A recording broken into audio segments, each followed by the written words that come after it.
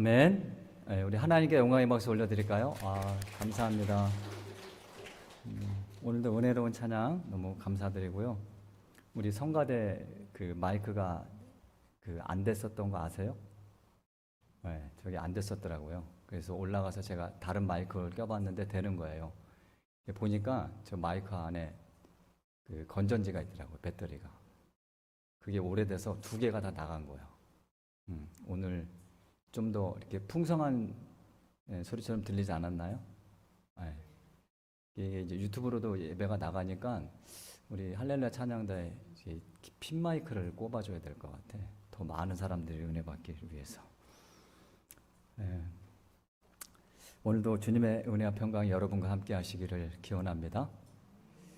이 겨울이 떠나가기 싫어하는 것 같아요. 막바지 기승을 부리게 있는데 아직 쌀쌀합니다. 이런 날씨에 감기가 잘 걸리죠. 요즘 감기 환자들이 또 부쩍드는데 감기 조심하시고, 이제 이번 주 주중 이후부터 기온이 조금씩 올라가더라고요. 그러면 우리가 기다리고 있는 그 따뜻한 봄이 또 오지 않을까라는 생각을 합니다. 제가 설교 준비를 하다가 그 인천일보라는 신문이 있더라고요. 그래서 이제 인터넷 신문을 보는데 거기 어떤 기사가 눈에 띄었냐면 그 전세 사기 사건이 또 터졌다는 거예요.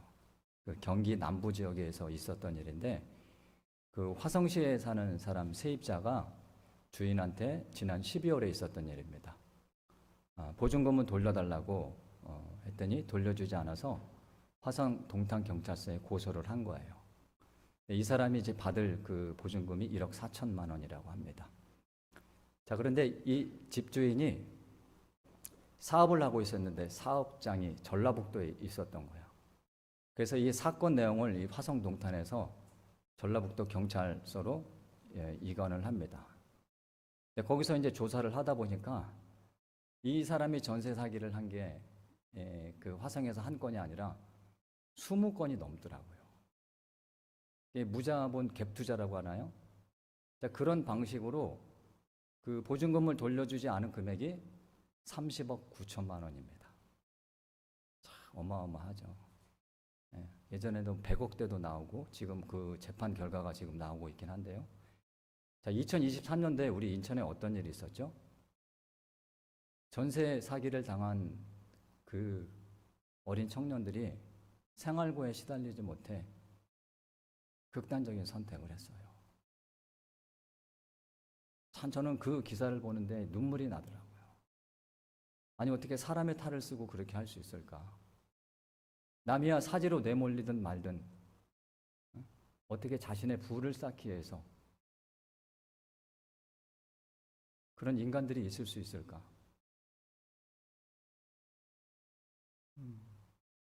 제가 살면서 집이 없어서 딱 2번 길거리에서 산 적이 있어요. 상영회 때 한 번 말씀드렸죠? 초등학교 들어가기 전에 뚝방 언덕에서 천막 치고 파란 천막 치고 한번 살았고요. 중학교 때는 그 월세 13만 원 내지 못해서 집주인이 쫓겨나서 거기 그 집이 있는 그 길거리에다가 그냥 천막을 치고 살았던 적이 있어요. 2번이나 저는 길거리에서 살았던 경험이 있는데 그 경험이요. 그런 일들 경험하지 못하면요. 그 사람들이 얼마나 힘들고 아픈지 모릅니다. 우리 자식 같은 청년들이 생활고에 시달리다가 자살을 했다는 거예요. 하나님이 기뻐하실까요? 우리가 1월과 2월에 지금 2달 동안 하나님에 대한 믿음, 신앙이 뭔지, 그리고 그런 믿음을 갖고 우리는 이 세상에서 어떻게 살아야 되는지 말씀을 나누고 있는데요. 조금 전에 그 신문 기사의 내용 나눈 것처럼 이 세상은요, 자신만 잘 먹고 잘 살겠다고 하는 세상이라는 거예요. 자, 그런 세상 가운데서 우리가 예수 믿는 사람으로 그리고 하나님의 자녀로 어떻게 살아야 되는지 오늘 본문 말씀을 가지고 함께 나눠보고자 합니다. 자, 출애굽기 16장에는 하나님께서 매일매일 이스라엘 백성들에게 만나를 내려주신 사건이 기록되어 있어요. 자, 그런데 여기에 몇 가지 원칙이 있습니다. 제일 중요한 원칙이 뭐냐면 그게 오늘 본문 16절에 기록되어 있는데 한 사람이 거둘 수 있는 양이 정해져 있다는 거예요. 네. 자, 16절 보니까 얼마라고 되어 있습니까? 얼마요? 네, 한 사람이 하루에 거둘 수 있는 양이 얼마? 한 오멜이라고 되어 있죠. 자, 한 오멜은 그 각주에 보면 양이 어느 정도 된다고 기록되어 있습니까? 성경 밑에 보니까 한 오멜은 양 몇 리터? 자, 우리가 먹는 콜라나 뭐 사이다 이런 거 페트병 보면 거의 한 2리터 정도 되죠? 일반적으로 이렇게 슈퍼에서 파는 거. 네, 그 정도 되는 양이 그러니까 하나님께서 정해 주신 거예요. 너희들이 하루에 이만큼만 거둬야 된다. 이게 제일 중요한 원칙이에요. 2리터 정도 되는 양만 거두라고 했는데 자, 그것을 먹다가 그 다음 날까지 남겨두면 어떻게 되냐? 거기에 벌레가 생기고요. 상해서 먹지 못하게 됩니다. 이게 또 중요한 원칙이고 또 다른 원칙은 뭐냐면 안식일 전날에는 한 오멜이 아니라 두 오멜을 거두게 하셨어요. 왜냐하면 안식일에는 만나가 공급되지 않으니까. 아무 노동도 하지 말라고 말씀하셨잖아요. 그래서 안식일 전날에는 두 오멜을 거둘 수 있는데 여기 아주 신기한 일이 일어납니다. 평소 때는 그 아침까지 남겨두면 썩어서 못 먹는데 안식일에는요 그것을 그 다음날에 보관해도 썩지 않는다는 거예요. 그러면 만나 자체가 뭡니까? 만나 자체가 기적이라는 거예요. 하나님의 은혜고 하나님의 기적이라는 거예요. 자, 그러면 하나님은 이 이스라엘 백성들 지금 광야예요. 광야에서 만나를 내려주시는데 그러면 이들이 이 만나를 통해서 무엇을 깨닫기를 원하셨을까? 어떤 믿음을 갖기를 원하셨을까? 여기에 대해서 한 두 가지 정도 생각해 볼 수 있는데요. 하나는 오늘 나에게 만나를 내려주신 그 하나님, 나에게 일용할 양식을 주시는 그 하나님께 감사하고 만족하며 사는 겁니다. 자, 그게 바로 만나예요. 그러니까 욕심을 부려서 내일까지 먹을까지 쌓아두는 게 아닙니다. 만나 자체는요, 뜻이 뭐냐면 일용할 양식, 오늘 하루를 살아갈 양식이라는 거예요. 그래서 내일까지 쌓아두지 않고 그날 공급해 주시는 하나님을 믿고 사는 게 그게 만나의 은혜고요. 또한 오늘 만나를 주신 하나님께서 언제도 내일도 주실 거라는 그 믿음을 갖고 살아가는 겁니다. 동일하게 내일도 주신다는 거죠. 이게 만나 신앙이고요. 그리고 만나에는 또 하나의 중요한 의미가 담겨 있어요. 이게 더 중요하다고 볼 수 있는데 16절을 보면 이렇게 기록되어 있죠. 여호와께서 이같이 명령하시기를 너희 각 사람은 먹을 만큼만 이것을 거둘지니 곧 너희 사람 수요대로 한 사람의 몇 오멜씩 한 사람의 한 오멜씩 거두되 각 사람의 그의 장막에 있는 자들을 위하여 거둘지니라 하셨느니라. 자, 한 사람이 거둘 수 있는 양이 정확히 정해 주시죠. 한 오멜이라고 분명히 말씀하셨어요. 자, 그런데 이스라엘 백성이 이제 하나님의 말씀대로 한 오멜씩 거두는데 여기서 이상한 점이 하나 발견됩니다. 자, 어떤 게 이상한지 그 다음 17절, 18절을 한번 같이 읽어볼까요? 17절, 18절 같이 읽어보겠습니다. 시작. 이스라엘 자손이 그같이 하였더니 그 거둔 것이 많기도 하고 적기도 하나 오멜로 되어본즉 많이 거둔 자도 남음이 없고 적게 거둔 자도 부족함이 없이 각 사람은 먹을 만큼만 거두었더라. 자, 어떻습니까? 하루에 한 사람이 거두다 보면은 하나님의 말씀하신 그 한 오멜보다 더 거둘 수도 있고 아니면 덜 거둘 수도 있겠죠. 자, 젊은 사람들이 한 오멜 거두는 거는 식은죽 먹기라고 그러나? 네, 쉬운 일이겠죠. 그런데 좀 몸이 불편하시거나 또 아프신 분들은 그것도 못 구하실 수도 있다는 거예요. 그리고 아예 몸을 움직이지 못해서 장막에서 만나를 구하지 못하러 나오는 사람도 있을 수 있다는 거죠. 자, 이해되시죠? 자, 그런데 여기서 놀라운 일이 일어납니다. 18절 다시 볼까요? 18절. 자, 오멜로 되어본즉 많이 거둔 자도 남음이 없고 적게 거둔 자도 부족함이 없이 각 사람은 먹을 만큼만 거두었더라. 자, 성경이 뭐라고 말합니까? 분명히 많이 거둔 사람이 있죠. 그리고 적게 거둔 사람이 있다고 얘기를 해요. 자, 그런데 결론이 어떻게 났습니까? 결론이 어떻게 났어요? 많이 거둔 자도 남은 게 없고 적게 거둔 자도 부족함이 없다고 그러죠. 자, 상식적으로 생각해 보세요. 많이 거뒀으면 어떻게 되죠?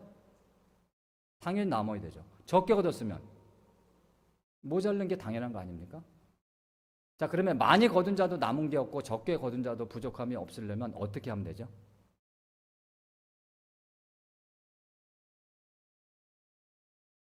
어떻게 하면 돼요? 많이 거둔 자가 적게 거둔 자에게 나눠주면 되는 거예요. 이게 만나 신앙입니다. 내가 먹을 것이 있다고 만족해서는 안 된다는 거예요. 내 이웃은요, 오늘 하루 먹을 양식이 없을 수도 있어요. 그런 이웃이 있을 수도 있다는 거예요. 그러면 어떻게 된다? 그들에게 나눠줘야 된다는 거예요. 이게 만나 신앙입니다. 많이 거둔 자도 남은 게 없고 적게 거둔 자도 부족함이 없게, 이 만나를 통해서 하나님이 이스라엘 백성들이 그걸 알기를 원하셨던 거예요. 너희들만 배불르다고 만족하지 말고 내 이웃을 보라는 겁니다. 오늘 몸이 불편해서, 오늘 몸이 아파서 장막에서 만나를 구하러 오지 못한 이들도 있으니 그들에게 가서 나눠주라고 말씀하시는 거예요.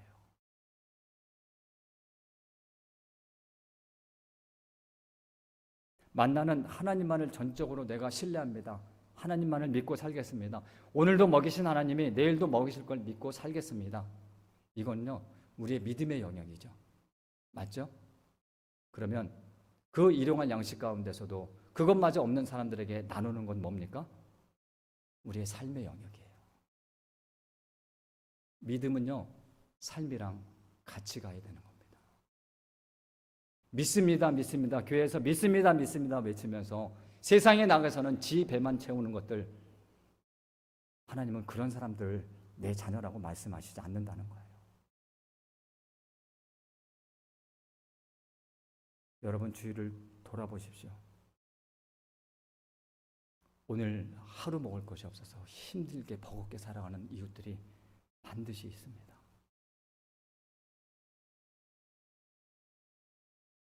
결론적으로 만나는 하나님을 믿는 백성이요, 이 세상에서 어떻게 살아야 되는지 그 삶의 방식을 말하고 있다는 거예요. 하나님은 그의 백성들이 만나 신앙을 통해서 이웃과 함께 나누는 그런 세상을 만들기를 원하신다는 겁니다. 자, 예수님께서 제자들에게 너희는 이렇게 기도해라 라고 가르쳐 주신 기도가 있죠. 그게 뭐죠? 주기도문이죠.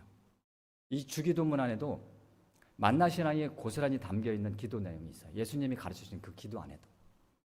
자, 주기도문 내용 중에 오늘 우리가 이 세상을 살아가면서 우리의 필요를 구하는 기도가 한 구절이 있습니다. 그게 뭡니까? 그렇죠. 오늘 우리에게 일용할 양식을 주옵소서. 자, 이 기도가 얼마나 중요한지 생각해 보세요. 오늘 우리에게 일용할 양식을 달라는 거예요. 하나님 내일 먹을 양식, 10년 뒤에 먹을 양식이 아니라 오늘 일용할 양식을 달라고 기도해야 된다는 거예요. 하나님께서 나를 오늘 입히시고 먹이신다는 그런 신앙 고백이 기도 안에도 들어가 있다는 겁니다. 더 중요한 기도는 뭔지 아세요? 오늘 나에게 일용할 양식을 주옵소서라고 기도하라고 말씀하시지 않았습니다. 오늘 누구에게? 우리에게. 하나님 나에게 일용할 양식을 주시면 내 이웃에게도 일용할 양식을 주시고 지구 반대편에 있는 우리 아프리카 땅에도 일용할 양식을 주옵소서. 이게 오늘 우리에게 일용할 양식을 주옵소서라는 기도 내용입니다. 여러분, 주기도문 함부로 하지 마십시오.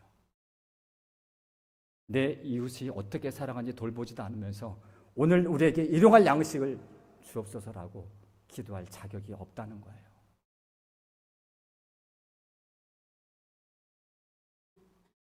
하나님이 말씀하셨죠. 많이 거둔 자도 남음이 없게 해라. 적게 거둔 자도 부족함이 없게 해라. 예수님이 가르쳐 주셨죠. 오늘 우리에게 일용할 양식을 주옵소서. 우리가 이렇게 살아야 된다고 말씀하시는 거예요.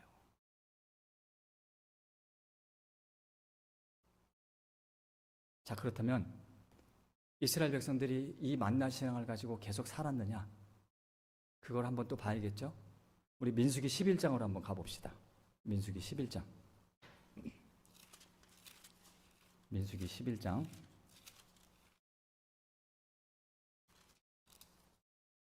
자, 민수기 11장 구약성경 213쪽이죠. 민수기 11장 1절 보면 하나님께서 잔뜩 화가 나신 것 같아요. 왜 화가 나셨는지 4절에 기록되어 있습니다. 4절 한번 볼까요? 자, 읽어봅시다. 4절. 민수기 11장 4절. 하나님께서 왜 화가 나셨는지 한번 읽어봅시다. 시작. 그들 중에 섞여 사는 다른 인종들이 탐욕을 품음에 이스라엘 자손도 다시 울며 이르되 누가 우리에게 고기를 주어 먹게 하랴.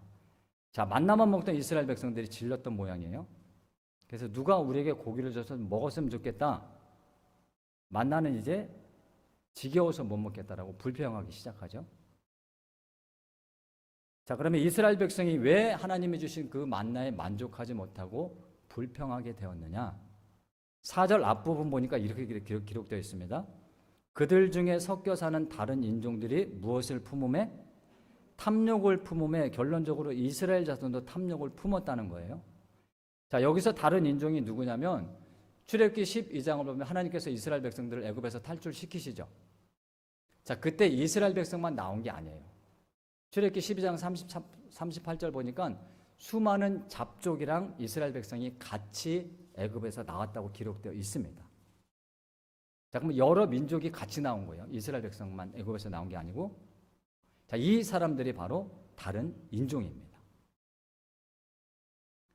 자, 이스라엘 백성이 매일 내려주시는 만나에 만족하며 살았는데 다른 인종이 불평하기 시작하니까 이스라엘 백성들도 그때부터 고기가 먹고 싶다고 불평했다는 거예요. 만나의 신앙이 무너지기 시작합니다. 자, 여기서 우리가 아주 중요한 삶의 진리를 하나를 발견하게 돼요. 자, 우리가 하나님이 주신 것에 만족하지 못하고 세상의 소리를 듣게 되면요, 그때부터 불평하기 시작합니다.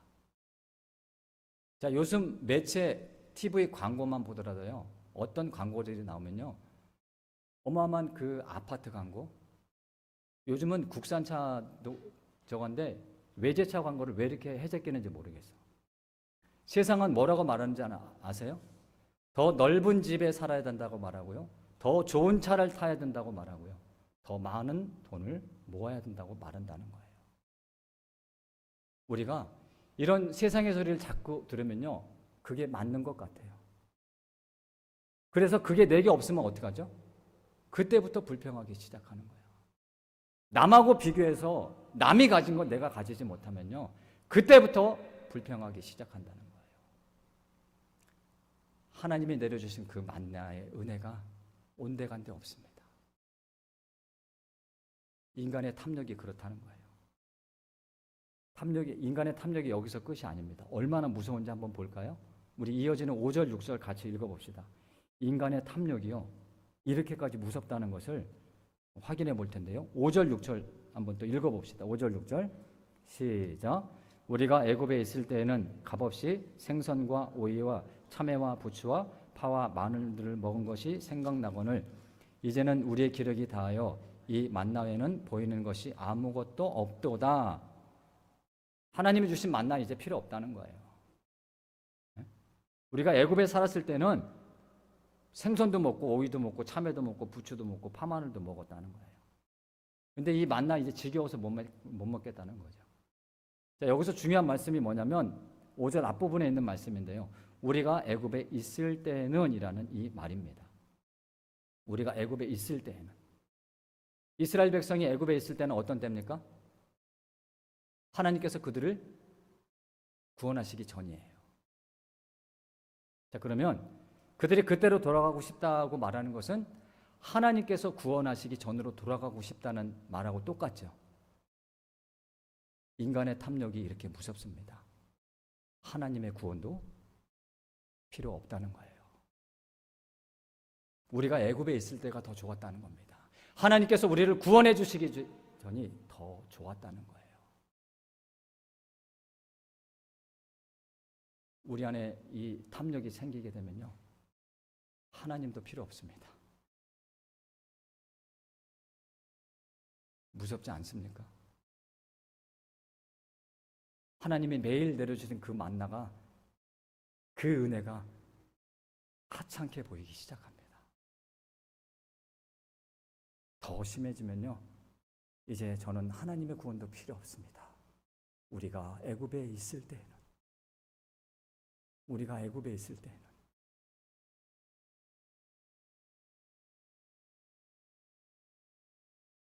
자, 그러면 이들이 어떤 최후를 맞았는지 한번 봐야겠죠? 민수기, 그래서 고기를 달라고 하니까 하나님이 뭘 주시죠? 고기를 보내주시긴 하죠. 뭘 보내주셨습니까? 네, 11장 31절 봅시다. 31절 제가 읽어볼게요. 바람이 여호와에게서 나와 바다에서부터 메추라기를 몰아 진영 곁 이쪽 저쪽 곧 진영 사방으로 각기 하룻길 되는 그 길 위에 두 규빗, 높이를 말하는 겁니다. 내리게 한지라. 하룻길 되는 길에 그 두 규빗, 한 규빗이 여기 이게 팔꿈치인가요, 이게? 여기서 그 가운데 손가락, 제일 긴 손가락, 이걸 한 규빗이라고 그래요. 그러니까 요거를 2배 정도 되는 땅에 쌓아준 거야. 하룻길 가는 그 거리에 엄청 많이 쌓아주신 거죠. 메추라기 때, 자, 그런데 이 백성들이 어떻게 하는지 봅시다. 32절을 읽어봅시다. 32절. 하나님께서 그렇게 많은 메추라기 떼를 보내주셨는데, 이 백성들이 어떻게 하는지 봅시다. 32절 읽어볼게요. 시작. 백성이 일어나 그날 종일 종야와 그 이튿날 종일토록 메추라기를 모으니 적게 모은 자도 10호멜이라 그들이 자기들을 위하여 진영 사면에 펴두었더라. 자, 이들이 메추라기를 모으는데 어떻게 모읍니까? 하루 종일 모으죠. 그리고 그것도 모자라 밤 늦게까지 모읍니다. 자, 그것도 부족하다고 언제까지 또 모읍니까? 이튿날 아침까지 모아요. 하루 종일 이튿날 다음 날까지 모읍니다. 하나님이 만나를 내주실 때 어떻게 하라고 하셨죠? 그날만 거둬라. 그리고 양도 정해 주셨잖아요. 한 오멜. 근데 오늘 하루 종일 웬종일 그 모은 것도 모자라서 그 다음 날까지 웬종일 모은다는 거예요. 얘들이 얼마를 모았다고 기록되어 있습니까? 적게 모은 자도 얼마? 10호멜. 자, 만나를 하나님이 얼마를 모으라고 말씀해 주는데 기억나세요? 오멜입니다. 오멜. 근데 메추라기는 뭐예요? 단위가? 호멜이에요. 만나하고 메추라기가 단위가 다릅니다. 만나는 오멜이고 메추라기는 호멜이에요. 자, 그러면 1호멜이 어느 정도의 양이라고 각주에 다 써여 있습니까? 얼마래요? 220리터입니다. 자, 그러면 적게 거둔 사람이 10호멜이에요. 그러면 2200리터죠. 그러면 많이 모은 사람은 얼마나 많이 모았겠어요? 자, 그러면 이 10호멜 2200리터를 만나를 주신 그 오멜로 환산하면요, 3년치 먹을 양식이 됩니다. 어마어마한 양이죠. 그러면 적게 모은 사람이 10호멜이니까 많이 모은 사람은 얼마나 모았겠어요? 5년, 10년치를 모았겠죠. 32절 하반절 보세요. 모은 것을 어떻게 합니까? 진영 사면에 펴듭니다. 보십시오. 자신을 위해서 3년치의 양식을 쌓아두니까요, 하나님의 말씀이 들리지 않습니다. 그때부터 하나님의 말씀이 들리지 않아요. 하나님이 이스라엘 백성들에게 어디를 향해 가라고 말씀하셨죠? 가나안 땅을 향해 가라고 말씀하셨는데 가나안 땅을 향해 갈 수가 없습니다. 왜냐하면 자기들이 쌓은 양식이 너무 많기 때문에. 하나님의 말씀이 들리지도 않고요, 하나님께서 말씀하신 그 삶을 살아갈 수도 없다는 거예요. 자신을 위해서 3년 이상 그 먹을 것을 쌓아둔 사람이 이웃의 아픔이 보일까요? 민수기 11장 메추라기 보내줄 때 그 장면에서는요, 적게 거둔 자에게 나눴다는 말씀이 없습니다. 3년 이상 먹을 걸 쌓아두는 사람은요, 10년 먹을 걸 쌓아둘 거고요, 20년 먹을 걸 쌓아둘 거고요, 그것도 모자라서 자식들에게 물려줄 것까지 긁어 모은다는 거예요. 이게 인간의 탐욕입니다. 그러면요, 만나신앙은 물 건너가요. 이웃의 아픔요? 아니요. 하나님도 보이지 않습니다. 이들이 어떻게 됐는지 아세요? 그 뒷부분을 보면 거기서 다 죽습니다. 그 장소를 기브롯 핫다와라고 그래요. 성경에 보니까. 기브롯 핫다와 뜻이 뭐냐면 탐욕의 무덤이라는 뜻입니다. 결국 인간의 탐욕은 뭐다? 죽음이라는 거예요. 하나님께서 이스라엘 백성들에게 선지자를 통해서 이사야 선지자, 예레미야 선지자, 아모스 선지자에게 수없이 하셨던 말씀이 뭐냐면 너희들이 그 탐욕을 좀 제발 버리고 내 이웃을 좀 한번 돌봐라.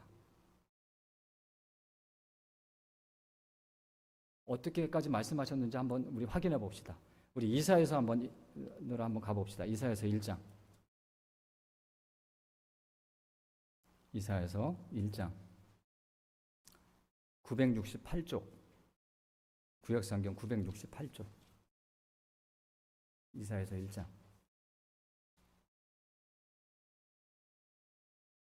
자, 11절, 이사야서 1장 11절을 제가 읽어볼게요. 하나님께서 뭐라고 말씀하시는지 잘 들어보세요. 여호와께서 말씀하시되 너희의 무수한 재물이 내게 무엇이 유익하뇨? 나는 순양의 번제와 살찐 짐승의 기름에 배불렀고 나는 숫송아지나 어린 양이나 순념소의 피를 기뻐하지 않는다. 무수한 재물, 순양, 숫송아지, 순념소 이런 것들은요, 일반 백성들이 드릴 수 있는 재물이 아닙니다. 이건 부자들이나 드릴 수 있는 재물이에요. 일반 평민들은 가난한 사람들은 어떤 재물을 드렸냐면 비둘기나 곡식 같은 걸로 하나님께 예물을 드렸습니다. 자, 그런데 하나님 뭐라고 말씀하시는 거예요? 내가 너희들의 그 무수한 재물을 기뻐하지 않는다. 13절 보세요. 13절. 헛된 재물을 다시 가져오지 마라. 분향은 내게 가증하다. 월삭과 안식일과 대회로 모이는 것도 그러하니 성의 아울러 악을 행하는 것을 내가 견디지 못하겠다. 너희들이 드리는 재물 가증하다고 말씀하셔요.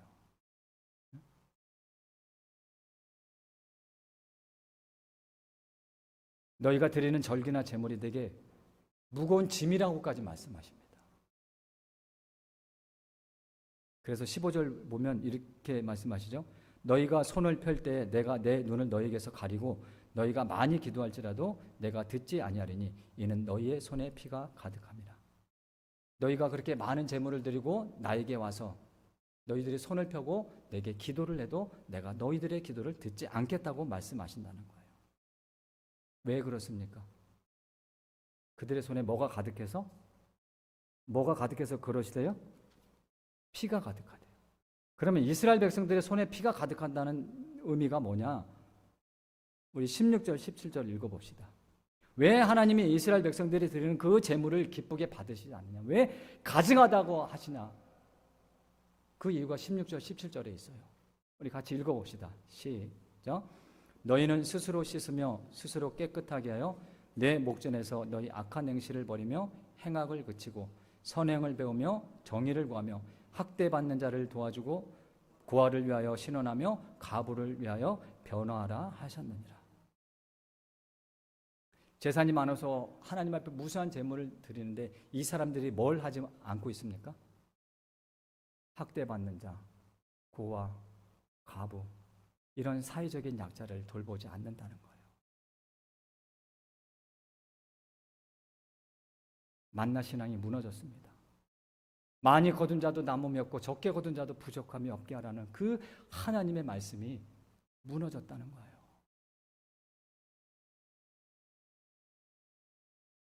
자신들이 가진 그 재산 가지고 그 예물 드리고 하나님 앞에 나와서 제물 드리면 그게 하나님께서 기뻐하신다고 생각하는 겁니다. 내 이웃은 지금 굶어 죽어가고 있는데 예레미야 선지자를 통해서 어떻게 말씀하셨는지 아세요? 참 이 말씀 들으면요 가슴이 찢어집니다. 내 이름으로 일컬음을 받는 이 집에 들어와서 성전에 너희들이 들어와서 내 앞에 서서 너희들이 말한다. 우리가 구원을 얻었나이다. 이는 그 모든 가증한 일을 행하려 함이로다. 내 이름으로 일컬음을 받는 이 집이 너희 눈에는 도둑의 소굴로 보이느냐.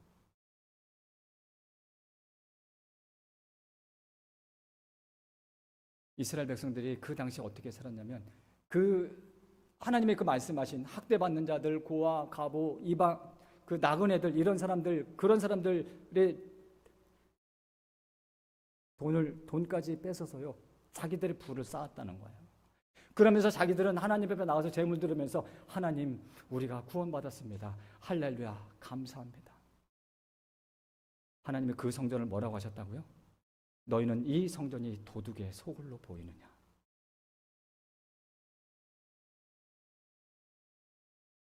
이런 말씀들이요, 두려워야 돼요. 무섭게 들려야 됩니다.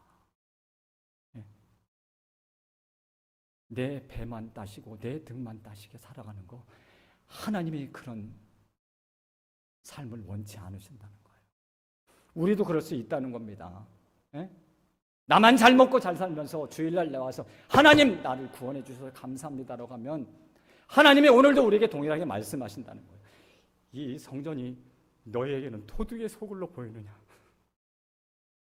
이런 말씀 들으면요, 가슴이 찢어져야 돼요. 내 이웃이 오늘 먹을 것이 없어서 굶어 죽어가면요, 가슴이 찢어져야 됩니다. 하나님, 저들에게도 일용할 양식을 주시옵소서. 이게 우리가 살아야 될 삶이에요. 믿습니까? 많이 가지면 뭐합니까? 나누지 않는데, 집 두 채, 세 채 있으면 뭐해요? 길거리에 나 앉아서 먹을 것이 없어서 자살하는 우리 자녀들이 나오는데, 이게 세상입니까? 이게 하나님께서 원하시는 세상이에요? 기억하세요. 하나님이 이스라엘 백성들이 너희들이 많이 가진 것 중에서 나누라고 말씀하시지 않으셨어요. 일용할 양식 중에서도 그마저도 없는 사람에게 나누라고 말씀하셨다는 거예요.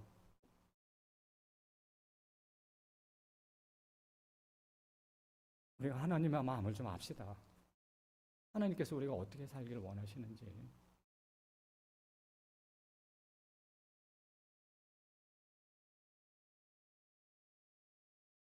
죄송합니다. 제가 말씀에 너무 이제 흥분을 해서 그런데, 이렇게 살자는 거예요, 우리가. 내가 가진 게 하나가 있으면요, 그 하나도 없는 사람이 있어요. 분명히 있어요. 나에게만 하나님의 축복 주셨다고? 네? 강남 땅에 그 지하철역 바로 앞에 3,000억이 넘는 교회를 져놓고 그들이 입당 예배 드리면서 뭐라고 하셨는지 아세요? 하나님께서 하셨습니다. 하나님 기뻐하실까요? 우리나라 80% 이상이 미자립교예요. 80% 이상 목사들이요, 최저 시급도 못 받고 살아가고 있습니다. 3,000억이 넘는 교회를 져놓고 하나님께서 하셨다고요? 하나님은 그런 교회를 향해서 도둑의 소굴이라고 말씀하실 겁니다. 저는 우리 교회 대형교회를 만들고 싶지 않습니다. 하나님이 그렇게까지 해주실 것 같지도 않아요.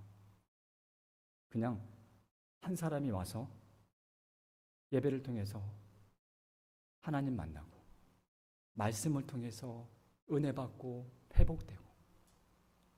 믿습니까?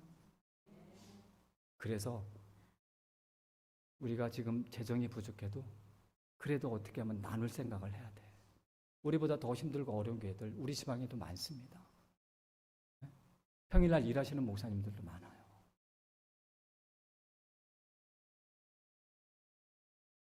일용할 양식 가운데서 나누라고 하셨던 말씀 반드시 기억하시길 바랍니다. 우리가 광야에서 살아남을 수 있는 길은요, 다른 거 없어요. 하나님의 오늘 나를 먹이신다는 거, 입히신다는 거, 그리고 내일도 동일하게 먹이신다는 거, 그걸 믿고 사는 겁니다. 그게 광야에서 살아가는 길이고요.